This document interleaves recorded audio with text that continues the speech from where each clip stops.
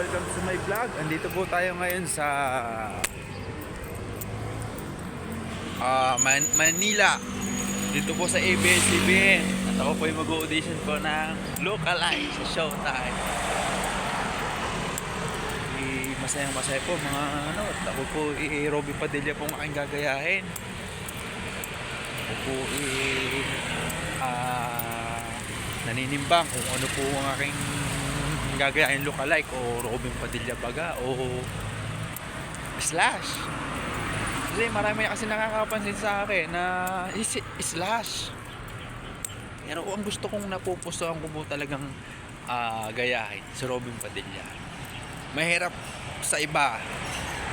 Sabihin nila mas madali daw yung kay Slash. Pero para sa akin, mas madali yung Robby Padilla kasi kaya kong mga aktingan ni Idol Robby. Kasi nagtanong-tanong din ako siyempre, sino pa talaga sa dalawa? Pero mas lookalike talaga yung Slash Pero sa talent talaga, Robby Padilla.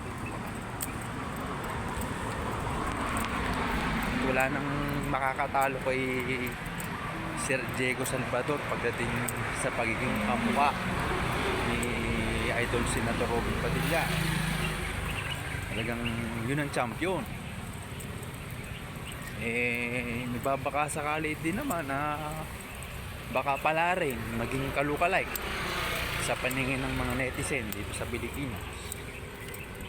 Dito po tayo ngayon at madadaanan din po natin yung Will Tower Mall.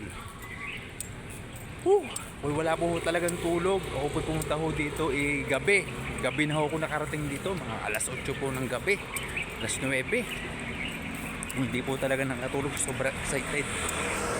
Yan.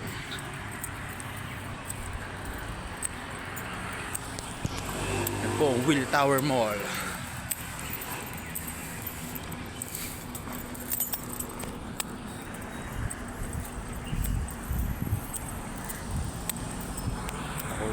Alas 8 daw po ang simula ng show.